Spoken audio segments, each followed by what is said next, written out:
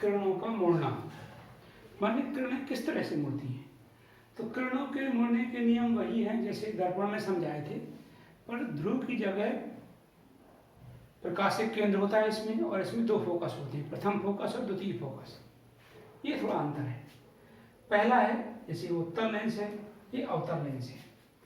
तो ये मुख्य अक्ष के समांतर, जैसे उत्तल लेंस में देखा जाए या अवतल लेंस में किसी में भी देखा जाए, तो मुख्य अक्ष के समांतर जाने वाली किरण अपवर्तन के बाद द्वितीय फोकस से होकर जाती है उत्तल लेंस में, या जाती हुई प्रतीत होती है अवतल लेंस में। यही मैंने लिखा है, मुख्य अक्ष के समांतर जाने वाली किरणें अपवर्तन के बाद द्वितीय फोकस से होकर जाती है कोष्ठक में उत्तल लेंस में, या जाती हुई प्रतीत होती है कोष्ठक में अवतल लेंस में। ये पहला नियम हो गया कि मुख्य अक्ष के समांतर जाने वाली प्रकाश की किरण द्वितीय फोकस से या तो होकर जाएगी या जाती हुई प्रतीत होगी। दूसरा नियम, प्रथम फोकस से होकर जाने वाली किरण या जाती हुई प्रतीत होने वाली किरण अपवर्तन के बाद मुख्य अक्ष के समांतर हो जाती है। प्रथम फोकस से होकर जाने वाली किरण या जाती हुई प्रतीत होने वाली किरण, जाती हुई प्रतीत होने वाली किरण अपवर्तन के बाद मुख्य अक्ष के समांतर हो जाती है। तीसरा नियम, प्रकाशिक केंद्र से होकर जाने वाली किरण सीधी निकल जाती है। जैसे मैंने पढ़ाया था प्रकाशिक केंद्र की परिभाषा, यदि लेंस पतला है तो पतले लेंस होते हैं, प्रकाशिक केंद्र से होकर जाने वाली किरण सीधी निकल जाती है। तो ये किरणों के मुड़ने के 3 नियम हैं। नेक्स्ट है उत्तल लेंस में प्रतिबिंब का बनना। तो जो आपको किरणों के मुड़ने के नियम बताए थे, उसमें से कोई 2 किरणें जहां पर एक दूसरे को काटती हैं वहां पर प्रतिबिंब बनता है, और दूसरा ये है कि उत्तल लेंस में जो प्रतिबिंब है वो उसी तरह के बनते हैं जैसे अवतल दर्पण में होते हैं। अंतर ये है कि उत्तल लेंस में अपवर्तन होता है और दर्पण में परावर्तन होता है। और दूसरा ये है कि जैसे आपको पढ़ाया है पिछले टॉपिकों में कि वास्तविक और आभासी प्रतिबिंब में क्या अंतर होता है। तो जैसे ये वस्तु है, यदि प्रतिबिंब ऐसा बनता है, इसका ऐसा बनता है, मतलब उल्टा बनता है, तो वो वास्तविक कहलाता है। तो जब प्रतिबिंब उल्टा बनता है तो वो वास्तविक होता है, और वास्तविक प्रतिबिंब को पर्दे पर प्राप्त कर सकते हैं। और जब यदि वस्तु ऐसी है, सीधी रखी है और सीधा ही प्रतिबिंब बनता है, तो उसे हम आभासी प्रतिबिंब कहते हैं। इसे पर्दे पर प्राप्त नहीं किया जा सकता। तो ये कुछ टॉपिक हैं जो पहले आपको बताए थे। अब इसकी पहली स्थिति है जब वस्तु अनंत पर हो। तो जब वस्तु अनंत पर हो तो ये ए बी वस्तु है जो डॉटेड लाइन से शो है। ये प्रथम फोकस है F1, ये प्रकाशिक केंद्र है C, ये द्वितीय फोकस है F2। चूंकि वस्तु अनंत पर है इसलिए वस्तु से प्रकाश की किरणें नहीं आती हैं। तो एक प्रकाशिक केंद्र से होकर जाने वाली किरण सीधी निकल जाएगी, ये किरण सीधी निकल जाएगी, और दूसरा प्रकाशिक केंद्र से होकर जाने वाली किरण सीधी निकल जाएगी, और प्रथम फोकस से होकर जाने वाली किरण अपवर्तन के बाद मुख्य अक्ष के समांतर हो जाती है।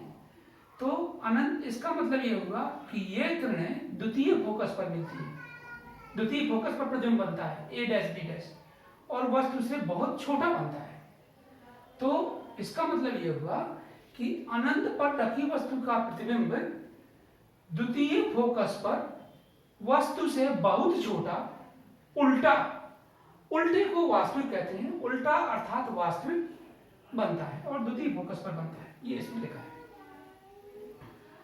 दूसरी स्थिति है जब वस्तु, अब जैसे वस्तु अनंत पर है, फिर अनंत और 2F1 के बीच में आएगी, तो प्रतिबिंब जो है ये इससे दूर भागेगा, F2 और 2F2 के बीच में बनेगा। फिर वस्तु यहाँ पर आएगी, प्रतिबिंब फिर और दूर बनेगा, 2F2 पर बनेगा, बराबर बनेगा। फिर वस्तु इसके बीच में आएगी तो प्रतिबिंब इससे और दूर बनेगा। फिर वस्तु F1 पर आएगी तो प्रतिबिंब अनंत पर बनेगा। फिर F1 और C के बीच में आएगी तो प्रतिबिंब आभासी बनता है। तो इस तरह से जैसे ही वस्तु प्रकाशित केंद्र की ओर जाती है, प्रतिबिंब दूर हटता हुआ जाता है। ये इसकी स्थिति है। तो जैसे अनंत पर थी वस्तु, अनंत पर मान लीजिए दिखाई नहीं देती है, बहुत दूर है, अनंत पर रखी वस्तु का प्रतिबिंब फोकस पर बनेगा। अब अनंत से वस्तु लेंस की ओर और आएगी, तो जब लेंस की ओर और आएगी तो वस्तु कहां पर रखी होगी? अनंत और 2f1 के बीच में, माने 2f1 और अनंत के बीच में वस्तु रखी है। माने वस्तु हमें दिखाई देती है पर वो 2f1 से अधिक दूरी पर है। तो ये ए भी एक वस्तु है। इसमें भी मुख्य अक्ष के समांतर जाने वाली प्रकाश की किरण द्वितीय फोकस से होकर जाती है। प्रकाशित केंद्र से होकर जाने वाली किरण सीधी निकल जाती है। तो ए बी वस्तु का प्रतिबिंब, जो ए बी वस्तु है उसका प्रतिबिंब f2 और 2f2 के बीच में, वस्तु से छोटा, उल्टा, वस्तु से छोटा, उल्टा, उल्टे को हम कहते हैं वास्तविक बनता है। तो ये है दूसरी स्थिति। यही लिखा है, प्रतिबिंब f2 और 2f2 के बीच में उल्टा, वस्तु से छोटा बनता है। उल्टा का मतलब वास्तविक है। तीसरी स्थिति है जब वस्तु 2f1 पर है, तो ये 2f1 पर वस्तु को रख दी। अब प्रतिबिंब यहां से दूर जाएगा, माने यहां पर बनेगा। तो 2f1 पर ए बी वस्तु रखी है, मुख्य अक्ष के समांतर जाने वाली प्रकाश की किरण द्वितीय फोकस से होकर जाती है। प्रकाशित केंद्र से होकर जाने वाली किरण सीधे निकल जाती है। तो 2f1 पर रखी वस्तु का प्रतिबिंब 2f2 पर बनता है और वस्तु के बराबर बनता है। तो ये इसकी तीसरी स्थिति है। चौथी स्थिति, जब वस्तु 2f1 और f1 के बीच में है। अब देखो, अब वस्तु को यहां पर लाए तो प्रतिबिंब इससे दूर बनेगा। तो जब वस्तु 2f1 और f1 के बीच में होती है, तो अब इसमें देखिए मैंने प्रकाश किरण की दिशा नहीं बनाई, ये मुझसे मिस्टेक हो गई। तो जब वस्तु 2f1 और f1 के बीच में होती है, ये स्थिति है, तो मुख्य अक्ष के समांतर जाने वाली प्रकाश की किरण द्वितीय फोकस से होकर जाती है। प्रकाशित केंद्र से होकर जाने वाली किरण सीधे निकल जाती है। तो प्रतिबिंब 2f2 और अनंत के बीच में बनता है। तो प्रतिबिंब 2f2 और अनंत के बीच में उल्टा अर्थात वास्तविक और वस्तु से बड़ा बनता है। अब बड़ा बनना शुरू हो जाएगा। तो ये थी चौथी स्थिति। अब नेक्स्ट स्थिति और समझा दूंगा। नेक्स्ट है उसी उत्तर लेंस में प्रतिबिंब के बनने में है। नेक्स्ट स्थिति है जब वस्तु प्रथम फोकस f1 पर है। तो ये वस्तु AB है, ये प्रथम फोकस f1 पर है। तो ये मुख्य अक्ष के समांतर जाने वाली प्रकाश की किरण अपवर्तन के बाद द्वितीय फोकस से होकर जाती है। प्रकाशित केंद्र से होकर जाने वाली किरण सीधी निकल जाती है। तो अपवर्तन के बाद ये जो किरण है ये समांतर हो जाती है। समांतर किरणों का मतलब ये है कि प्रतिबिंब अनंत पर बनता है। तो अनंत पर बनेगा, उल्टा बनेगा। उल्टा का मतलब है वास्तविक बनेगा। तो प्रतिबिंब अनंत पर वस्तु से बहुत बड़ा, उल्टा अर्थात वास्तविक बनता है। जब वस्तु f1 और प्रकाशित केंद्र के बीच में हो, f1 का मतलब प्रथम फोकस और प्रकाशित केंद्र के बीच में हो। तो ये AB वस्तु है, ये प्रथम फोकस और प्रकाशित केंद्र के बीच में है। तो ये मुख्य अक्ष के समांतर जाने वाली प्रकाश की किरण द्वितीय फोकस से होकर जाती है। प्रकाशित केंद्र से होकर जाने वाली किरण सीधी निकल जाती है।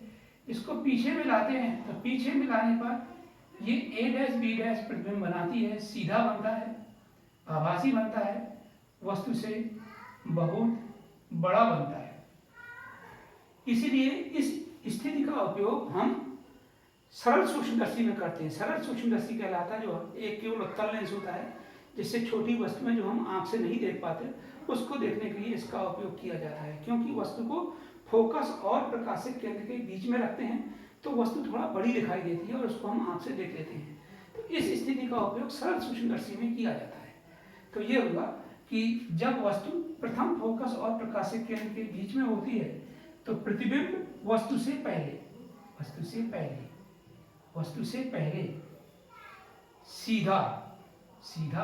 सीधा को आभासी कहते हैं, अर्थात आभासी वस्तु से बड़ा बनता है।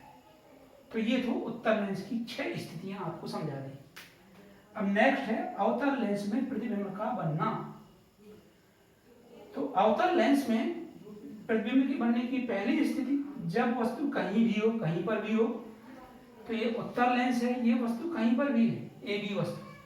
तो प्रकाश मुख्य अक्ष के समांतर जाने वाली प्रकाश की किरण द्वितीय फोकस से जाती हुई प्रतीत होती है, और ये जो है अपसरित हो जाती है, फैल जाती है, और प्रकाशिक केंद्र से होकर जाने वाली किरण सीधी निकल जाती है। तो ये दोनों किरणें जो है यहाँ पर एक दूसरे को काटती हैं। तो प्रतिबिंब है A डैश B डैश बनता है। ये प्रतिबिंब कहाँ बनता है? द्वितीय फोकस और प्रकाशिक केंद्र के बीच में बनता है। कैसा बनता है? वस्तु से छोटा बनता है, सीधा बनता है। सीधा का मतलब है आभासी बनता है। तो प्रतिबिंब द्वितीय फोकस और प्रकाशिक केंद्र के बीच में सीधा अर्थात आभासी वस्तु से छोटा बनता है। तीसरी स्थिति कि जब वस्तु अनंत पर हो, तो ये भी वस्तु है, अनंत पर कहीं पर भी है, तो इसमें मुख्य अक्ष के समांतर जाने वाली प्रकाश की किरण द्वितीय फोकस से होकर जाएगी, ये भी समांतर जाने वाली किरण द्वितीय फोकस से होकर जाएगी। तो ये द्वितीय फोकस पर वस्तु का बहुत छोटा प्रतिबिंब A डैश B डैश बनता है और सीधा बनता है। तो प्रतिबिंब द्वितीय फोकस पर सीधा अर्थात आभासी वस्तु से बहुत छोटा बनता है। तो ये थी उत्तल लेंस और अवतल लेंस में प्रतिबिंब का बनना और उसकी ये स्थितियां। नेक्स्ट है लेंस का सूत्र। लेंस का सूत्र होता है 1/f बराबर 1/v माइनस 1/g, और दर्पण के सूत्र के बीच में प्लस होता है। तो ये है उत्तल लेंस के लिए। तो उत्तल लेंस ये है एक AB वस्तु है। इसमें ये मुख्य अक्ष के समांतर जाने वाली प्रकाश की किरण द्वितीय फोकस से होकर जाती है, प्रकाशिक केंद्र से होकर जाने वाली किरण सीधी निकल जाती है। तो AB वस्तु का प्रतिबिंब उत्तल लेंस के द्वारा A डैश B डैश बनता है। तो AB वस्तु का प्रतिबिंब उत्तल लेंस के द्वारा A डैश B डैश कहलाएगा। A डैश B डैश पर वास्तविक बनता है।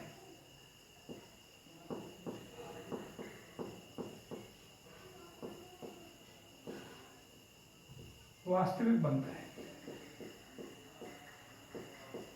इसमें और दर्पण के सूत्र में एक अंतर है कि इसमें समरूप सिद्ध नहीं करना है। तो ये देखिए समरूप त्रिभुज ABC व समरूप त्रिभुज A dash B dash C में समरूप त्रिभुज पहले हम इस समरूप त्रिभुज और इस समरूप त्रिभुज को लेंगे, फिर इस समरूप त्रिभुज ये वाला और ये वाला लिया जाएगा। तो पहले हम लिखेंगे समरूप त्रिभुज ABC व समरूप त्रिभुज A dash B dash C में समरूप त्रिभुज की संगत भुजाओं का अनुपात बराबर होता है। ये प्रमेय होती है। संगत भुजाओं का मतलब पहले का लंब बटे पहले का आधार बराबर दूसरे का लंब बटे दूसरे का आधार। इस लंब का पक्षांतर करेंगे इधर आ जाएगा, इस आधार का पक्षांतर करेंगे इधर आ जाएगा। तो पहले का लंब बटे दूसरे का लंब बराबर पहले का आधार बटे दूसरे का आधार। तो ये समरूप त्रिभुज के लिए होता है। पहले का लंब AB बटे दूसरे का लंब A डैश B डैश बराबर पहले का आधार AC बटे दूसरे का आधार A डैश C। अब हम लेंगे, तो ये होगा समीकरण नंबर 1। अब लेंगे समरूप त्रिभुज CMF2 व समरूप त्रिभुज A dash B dash F2 में पहले का लंब बटे दूसरे का लंब बराबर पहले का आधार बटे दूसरे का आधार। पहले का लंब MC बटे दूसरे का आधार A डैश B डैश, नहीं पहले का लंब बटे दूसरे का लंब, पहले का लंब MC बटे दूसरे का लंब A डैश B डैश बराबर पहले का आधार CF2 बटे दूसरे का आधार A डैश F2। तो MC बराबर CF2 बटे A dash F2, A dash F2। अब देखो MC और AB का मान बराबर है क्योंकि ये समांतर रेखाओं के बीच की दूरी बराबर होती है।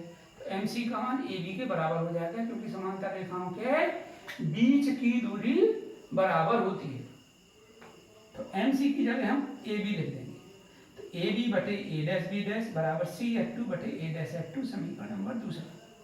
अब समीकरण 1 और 2 की तुलना करेंगे तो दोनों के बाएं पक्ष बराबर हैं तो दाहिने पक्ष बराबर कर देंगे। तो AC बटे A डैश C बराबर CF2 बटे A डैश F2। अब इसमें हम चिन्ह सहित मान रखने पर चिन्ह सहित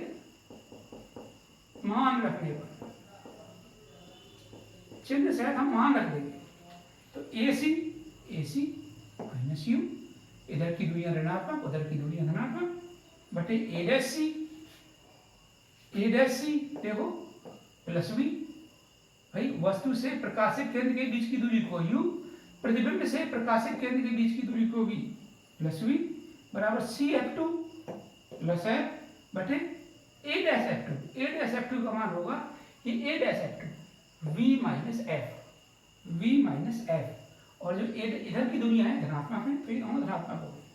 अब क्रॉस मल्टीप्लिकेशन कर दिया, माइनस यू का v में गुणा किया minus U V, minus U का माइनस एफ में गुणा किया प्लस यू है बराबर वी है। अब आप जानते हो लेंस का सूत्र होता है 1/f बराबर 1/v माइनस 1/u। तो इस uv को ऋण वाले को इधर ले जाएंगे, vf को इधर लाएंगे तो uv बराबर हो जाएगा। क्यों ऐसा क्यों करेंगे?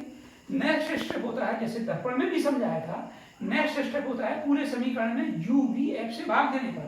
तो uv f से भाग दोगे तो u से u कटेगा, v से v कटेगा, 1/f बराबर आएगा। और uf में uv f से भाग दोगे 1/v माइनस 1/u। तो uv को उधर ले जाएंगे, इसको इधर लाएंगे तो uv बराबर uf माइनस v है। पूरे समीकरण में uv f से भाग दे दिया तो इसमें uv f से भाग दोगे तो 1/f बराबर 1/v माइनस 1/u। यही लेंस का सूत्र है। नेक्स्ट है जो लेंस का सूत्र है अवतल लेंस के लिए।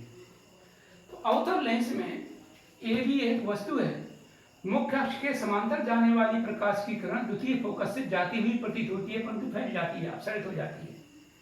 प्रकाशित केंद्र से होकर जाने वाली किरण सीधी निकल जाती है। तो ए भी वस्तु का प्रतिबिंब अवतल लेंस के द्वारा ए डैश बी डैश पर बनता है और आभासी बनता है। तो ए भी वस्तु का प्रतिबिंब अवतल लेंस के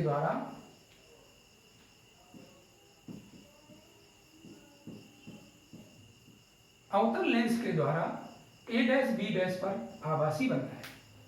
उसी तरह से समरूप त्रिभुज ए बी सी व समरूप त्रिभुज ए डैश बी डैश सी में पहले कलम ए बी बटे दूसरे कलम ए डैश बी डैश बराबर पहले का आधार बटे दूसरे का आधार, यानी पहले कलम बटे दूसरे कलम बराबर पहले का आधार बटे दूसरे का आधार। क्यों? क्योंकि समरूप त्रिभुज की संगत भुजाओं का अनुपात बराबर होता है। तो पहले कलम बटे पहले का आधार बराबर दूसरे कलम बटे दूसरे का आधार। इसको हम इधर लाएंगे तो पहले कलम बटे दूसरे कलम बराबर पहले का आधार बटे दूसरे का आधार। ए बी बटे ए डैश बी डैश बराबर पहले कलम बटे दूसरे कलम बराबर पहले का आधार बटे दूसरे का आधार ए डैश सी। अब समरूप त्रिभुज दूसरा ले लें CMF2 व ए डैश बी डैश F2 में पहले कलम MC बटे ए डैश बी डैश बराबर CF2 बटे ए डैश F2। भाई देखो पहले कलम बटे दूसरे कलम बराबर पहले का आधा बटे दूसरे का आधा, MC बटे ए डैश बी डैश बराबर CF2 बटे ए डैश F2। ये लिखा। MC का मान AB के बराबर होगा क्योंकि समांतर रेखाओं के बीच की दूरी बराबर होती है। तो MC की जगह AB कर देंगे तो ये हो जाएगा AB बटे ए डैश बी डैश बराबर CF2 बटे ए डैश F2। समीकरण नंबर दूसरा। तो इन समीकरण 1 और 2 की तुलना करेंगे। तुलना करने पर दोनों के बाएं पक्ष बराबर है तो दाहिने पक्ष भी बराबर हो जाएंगे। तो AC बटे ए डैश सी बराबर CF2 बटे ए डैश F2 चिन्ह सहित मान रखने पर ये दूरियां सब इधर की हैं तो बाईं ओर की दूरियां सभी ऋणात्मक होती हैं। वस्तु से प्रकाशित केंद्र के बीच की दूरी को U कहते हैं, प्रतिबिंब से प्रकाशित केंद्र के बीच की दूरी को V कहते हैं और द्वितीय फोकस से प्रकाशित केंद्र के बीच की दूरी F कहलाती है। तो ये हम मान रख दें AC minus U A dash C minus V CF2 minus F A dash F2। इस ए डैश F2 का मान हो जाएगा F माइनस V। तो मान हो गया। अब इधर की दूरी ऋणात्मक हो जाएगा, F माइनस V मान हो गया, इधर की दूरी ऋणात्मक हो जाएगी। ये ऋण इस ऋण से कट जाएगा, ये ऋण इस ऋण से कट जाएगा, माने ये ऋण धन हो जाएगा, ये भी ऋण धन हो जाएगा। फिर हम कर्णी गुणा करेंगे, क्रॉस मल्टीप्लिकेशन करेंगे, त्रिया गुणा करेंगे तो U का F में गुणा होगा UF माइनस U का माइनस V में गुणा करोगे माइनस UV बराबर V का F में गुणा करो VF, क्योंकि ये माइनस माइनस ये माइनस माइनस सब कैंसिल हो गए। अब UV को इधर ले जाओगे और VF को इधर लाओगे तो UV बराबर UF माइनस VF। पूरे समीकरण में UVF से भाग दे देंगे तो UV बटे UVF करेंगे तो UV से UV 1/f बराबर UF बटे UVF 1/v माइनस 1/u। इसमें भी UVF से भाग करोगे तो V से V कटेगा, F से F कटेगा 1/u। तो ये है 1/f बराबर 1/v माइनस 1/u माने लेंस का सूत्र। तो ये लेंस का सूत्र हो गया दोनों स्थितियों में, उत्तल लेंस के लिए भी लेंस का सूत्र और अवतल लेंस के लिए भी लेंस का सूत्र हम नेक्स्ट आपको फिर बताएंगे।